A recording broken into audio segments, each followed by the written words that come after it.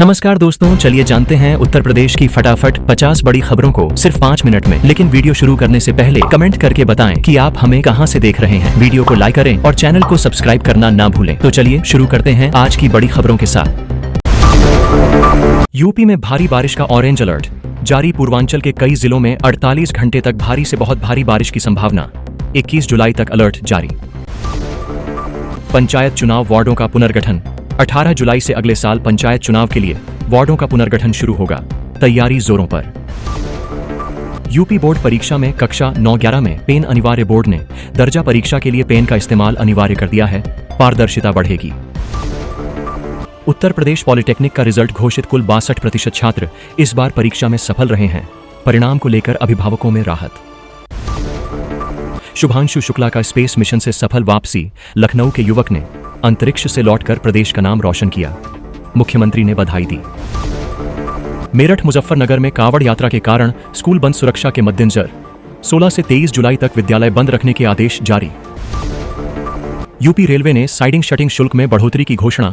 15 अगस्त से शुल्क में 11 से 12% बदलाव होगा। यात्रियों और कारोबारियों को ध्यान देने को कहा गया। प्रदेश में मुफ्त बिजली और लोन की सुविधा से पशुपालन को बढ़ावा। पशुपालन विभाग ने नए प्रोत्साहन शुरू किए हैं। ग्रामीण रोजगार बढ़ेगा। रेलवे में जनरल बोगी की सीटें घटाई गईं। अब जनरल में सिर्फ 150 सीटें ही उपलब्ध होंगी। यात्रियों की सहूलियत और सुरक्षा के लिए निर्णय लिया गया। यूपी ग्रामीण बैंक में स्नातक और रिटायर्ड कर्मचारियों के लिए भर्ती। बिना परीक्षा के कई पदों पर आवेदन आमंत्रित। नौकरी की संभावना बढ़ी। वाराणसी में नया औद्योगिक क्षेत्र विकसित होगा।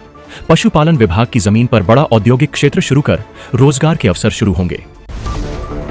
यूपी में पर्यावरण के अनुकूल ऊर्जा उत्पादन को बढ़ावा। ग्रीन हाइड्रोजन उत्पादन क्षेत्र में बड़े निवेश के अवसर। जापान से सहयोग की तैयारी। रेलवे में पूर्वोत्तर हिस्से के लिए 8 घंटे पहले रिजर्वेशन चार्ट लागू। ट्रेन रिजर्वेशन प्रक्रिया में पारदर्शिता और सुविधा के लिए नई व्यवस्था लागू होने वाली। कानपुर की चमड़ा उद्योग से प्रदूषण पर चिंताजनक रिपोर्ट। 157 लोगों के रक्त में प्रदूषण के संकेत। उपायों पर विचार जारी। सामाजिक और शैक्षिक संस्थानों में शिक्षकों की नियुक्ति तेजी से होगी। मुख्यमंत्री ने शिक्षा गुणवत्ता बढ़ाने के निर्देश दिए।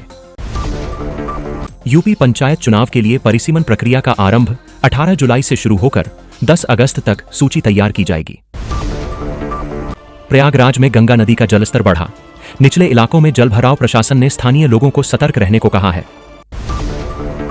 कनॉट प्लेस में LIC बिल्डिंग के पास बम कॉल। पुलिस सतर्क। सुरक्षा जांच तेज। क्षेत्र को सील किया गया। यूपी में भारी बारिश के चलते कई नदियों का जलस्तर बढ़ना जारी। बाढ़ संभावित क्षेत्रों में प्रशासन सक्रिय। यूपी में 20,000 युवाओं को रोजगार के अवसर तैयार। सरकार ने बड़े निवेश के लिए नए क्षेत्र के लिए तैयारी की है। यूपी में पुलिस और प्रशासन की कांवड़ यात्रा के लिए विशेष तैयारी। यातायात और सुरक्षा इंतजामों को पुख्ता किया गया है। यूपी में डिजिटल आधार ऑथेंटिकेशन से कैदियों के मिलने पर कड़ी निगरानी। गृह मंत्रालय ने सभी जेलों में आधार वेरिफिकेशन अनिवार्य किया। यूपी में मौसम विभाग द्वारा 21 जुलाई तक भारी बारिश का लगातार अलर्ट। किसानों और आम जनता को सुरक्षित रहने की सलाह। यूपी में स्कूलों में 16 जुलाई से 23 जुलाई तक शैक्षणिक कार्य स्थगित। कांवड़ यात्रा और बारिश के कारण यह निर्णय लिया गया। हरियाणा में 10,760 निजी स्कूलों ने 16 जुलाई को किया बंद। इससे यूपी के सीमावर्ती जिलों के छात्रों पर प्रभाव। यूपी में सड़कों के निर्माण हेतु AI तकनीक का इस्तेमाल बढ़ेगा। 25,000 करोड़ के प्रोजेक्ट में नई टेक्नोलॉजी का समावेश। यूपी में महिलाओं के लिए स्व सहायता समूहों को वित्तीय सहायता का ऐलान। राज्य सरकार ने महिला सशक्तिकरण के लिए नई योजना बनाई। यूपी में साइबर फ्रॉड के मामले में 7,000 करोड़ का नुकसान। लोगों को सुरक्षित डिजिटल व्यवहार के लिए जागरूक किया जा रहा है। यूपी में नए मल्टी मॉडल लॉजिस्टिक पार्क बनाने की योजना। व्यापार और रोजगार के नए रास्ते खुलेंगे। यूपी में स्मार्ट सिटी मिशन के तहत लखनऊ में डिजिटल पेमेंट की सुविधा बढ़ाई गई। सार्वजनिक स्थलों पर कैशलेस भुगतान उपाय। शिक्षा पर हमला का आरोप। संजय सिंह ने यूपी सरकार पर सरकारी स्कूल बंद करने और शराब को बढ़ावा देने का आरोप लगाया। उन्होंने शिक्षा बचाओ आंदोलन शुरू किया है। कहा, शराब के ठेके खुलवाए लेकिन स्कूल बंद करवाए। Ghaziabad bus terminal project late. Ghaziabad के 3 बस अड्डों का पुनर्निर्माण अब 2028 तक टल गया है। पर्यावरण मंजूरी और पेड़ कटाई में देरी मुख्य कारण है। जनता को अब 3 साल और पुराने टर्मिनल झेलने होंगे। कानपुर में ग्राउंड वाटर वीक 16 जुलाई से 22 जुलाई तक कानपुर में भूजल सप्ताह मनाया जाएगा। तालाब सुधार और ड्रिप सिंचाई पर जोर रहेगा। यूपी सरकार जल संरक्षण को लेकर एक्टिव हुई है। यूपी के कई जिलों में भारी बारिश का रेड अलर्ट जारी कर दिया गया है।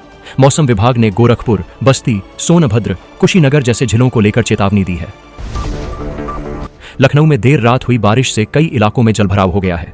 अलीगंज और इंदिरा नगर में गाड़ियों की आवाजाही ठप हो गई है। योगी सरकार ने ग्रीन स्टार रेटिंग सिस्टम को प्रदेश के 17 शहरों में लागू कर दिया है, जिससे हर शहर का ग्रीन रिपोर्ट कार्ड तैयार होगा। आम आदमी पार्टी के सांसद संजय सिंह ने जौनपुर में स्कूल बचाओ आंदोलन शुरू किया है। उन्होंने सरकार पर शराब की दुकान खोलने पर सवाल उठाया।